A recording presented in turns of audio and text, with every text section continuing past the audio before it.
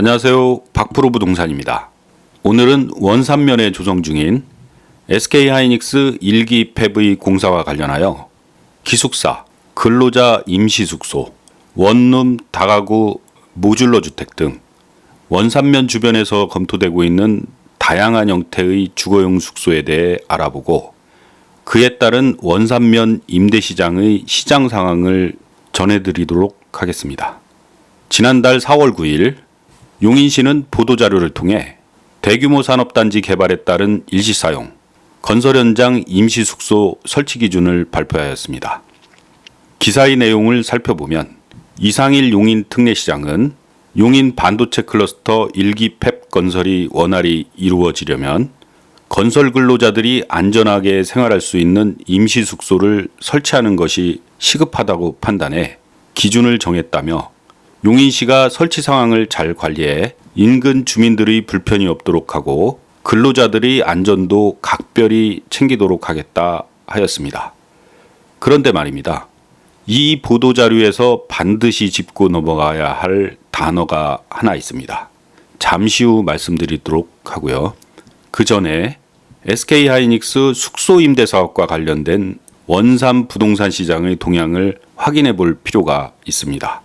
작년 상반기부터 최근 근 1년 동안 원삼의 부동산 시장은 물론 인접지역인 백암, 양지, 남사, 이동읍 그리고 인근의 안성시까지 SK 기숙사 부지를 구한다는 정체불명의 수요자들이 10,000평 이상의 대규모 땅을 찾는다는 소문이 돌면서 원삼도 평택고덕의 삼성반도체 효과처럼 SK하이닉스의 후광을 입어 개발의 강풍이 곧 불어닥칠 것이라는 낙관론이 세를 이뤘던 시기가 있었습니다.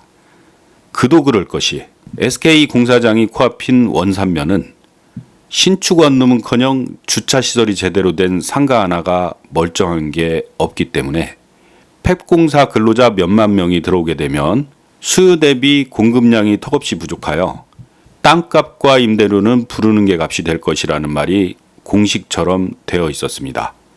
물론 가격 결정의 메커니즘이 수요 공급이라는 시장 원리에 따라 움직이는 것은 당연히 맞습니다. 그러나 우리 모두는 합리적인 투자자라는 전제하에 반드시 체크해야 할 팩트가 있는데요.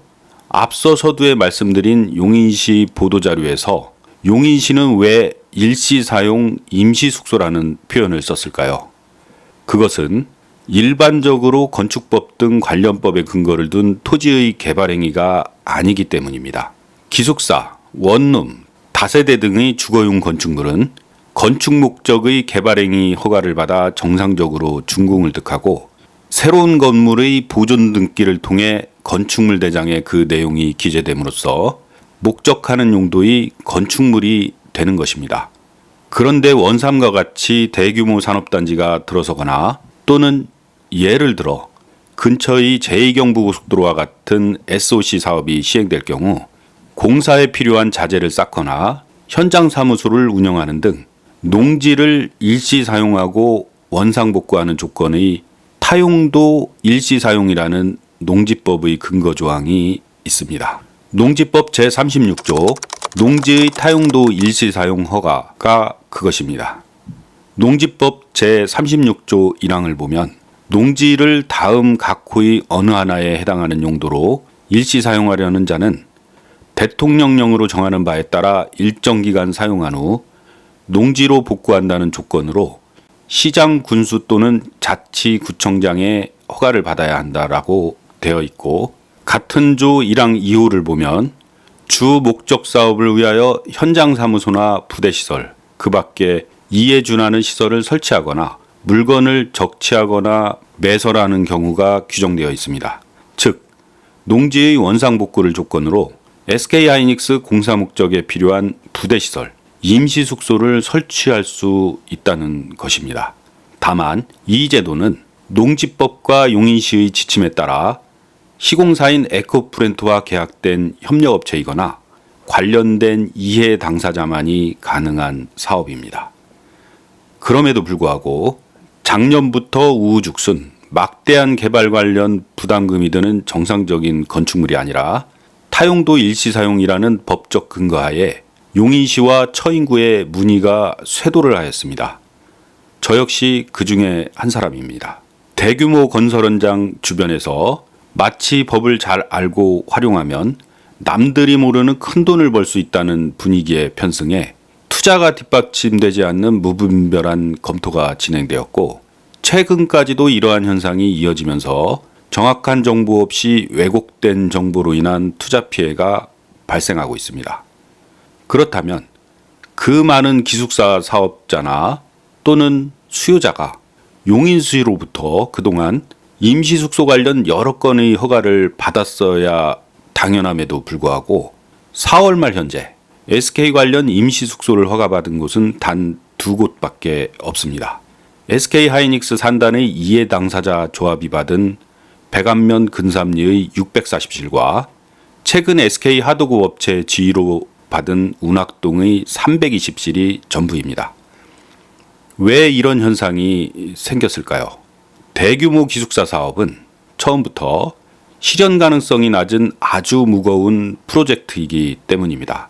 즉 아무나 할 수가 없다는 얘기입니다.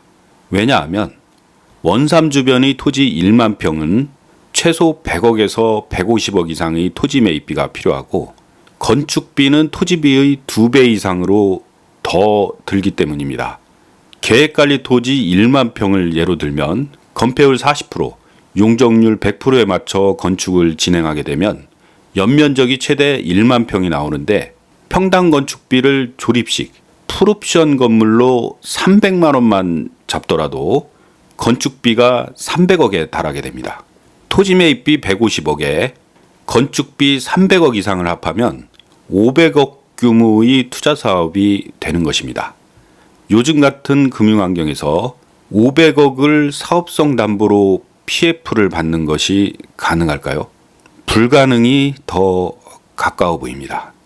물론 건축을 직접 하여 건축비를 아끼는 노하우가 있다고 말하거나 대출 없이도 자신들 뒤에 큰 돈을 가진 투자자가 준비되어 있다면서 원삼의 부동산 시장을 돌아다닙니다만 당장 몇백억 큰 돈을 굴릴 수 있는 투자자는 아파트나 구분상가처럼 일반인들에게 쪼개어 나누어 팔 수 있는 분양이라는 방법을 통해 최대한 빠른 시간 내에 투자금을 회수하여 위험과 기회비용을 회피하려는 게 일반적 경향입니다. 반도체 공장 현장 근로자의 기숙사 사업과는 쉽지 않은 의사결정 과정이 필요한 것입니다. 그리고 또 하나의 팩트를 확인할 것이 있는데요. 기숙사의 입주 대상자를 명확히 구분할 필요가 있다는 것입니다. 기숙사, 숙소라는 것이 잠을 자는 건축물의 임대사업인데 이 개념이 서로 묻히고 경우에 따라 의도적으로 물타기를 하면서 마치 자신들이 원삼의 숙소 사업에 이니셔티브를 쥐고 있는 것처럼 순수한 시장 참여자들을 기만하는 경우가 발생하고 있습니다. 원삼의 숙소 사업 입주 대상은 첫 번째, 시공사이며 원청사인 SK에코프렌트의 직원입니다. 직원 숙소이기 때문에 기숙사라는 표현이 가장 적합하다고 볼 수 있는 대상자들입니다. 그러나 SK에코프렌트는 반도체 팹 공사의 건설이 목적이므로 장기적으로는 반도체 생산 라인에 참여하는 SK하이닉스 직원의 기숙사가 필요할지는 몰라도 팹 공장의 건설 엔지니어들은 공사가 끝나면 현장을 떠날 수도 있는 파견된 근무자들입니다. 반도체 생산을 위한 SK하이닉스의 직원 기숙사는 약 5년 이후에 검토되고 있다는 정보가 있습니다. SK에코프렌트 건설 현장에 파견된 자사 근무자들의 기숙사는 선발대 기준 500실 정도가 필요한 상황인데 현재 안성 방향의 북가현리와 목신리에 약 200명, 백안면 근곡리에 약 100명 정도 수용될 예정입니다. 두 번째, SK에코플랜트로부터 하청을 받아 팹 공사를 진행하는 협력업체 건설 근로자입니다.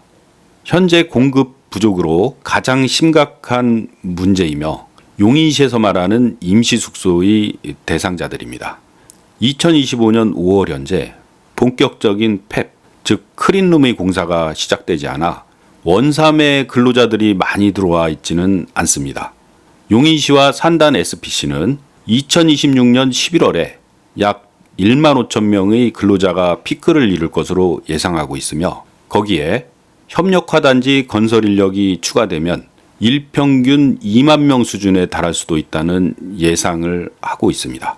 그럼에도 불구하고 앞서 말씀드린 허가받은 대규모 임시숙소는 최대로 인원을 수용하도록 설계하여도 5천 명을 수용하기가 어렵고 이보다 더 중요한 사실은 수용 인원이 커지면 커질수록 건축비는 천문학적 규모로 늘어나게 된다는 것입니다.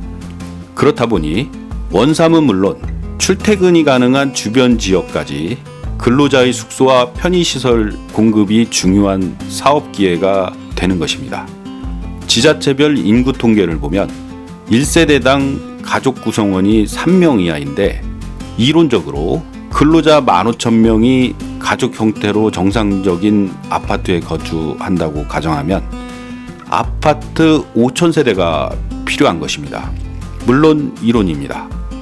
그 정도로 대규모의 건축이 필요하다는 얘기를 드리는 것이고요. 대규모 기숙사 사업은 아무나 쉽게 할 수 없다는 말씀을 드리는 것입니다.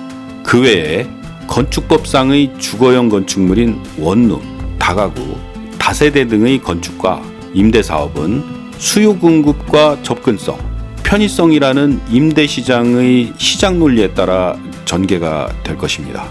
설령 1000평 규모의 대규모 숙소를 준비한다 하더라도 공정별로 인원이 들쑥날쑥하는 건설 현장의 숙소 임대 시장 특성상 1년 내내 공실 없이 가동률 100%를 유지한다는 것은 매우 중요한 영업 전략을 필요로 하게 됩니다. 원삼의 부동산업에 종사하는 한 사람으로서 SK가 추구하는 ESG 경영이 지역사회와 상생하며 K반도체 산업의 호황과 경제적 부의 혜택이 넓고 많은 곳으로 주어지기를 바라는 마음입니다. 그리고 이해 당사자인 원주민들이 약속된 반대급부를 제대로 누릴 수 있도록 SK는 초심을 잃지 않아야 할 것입니다.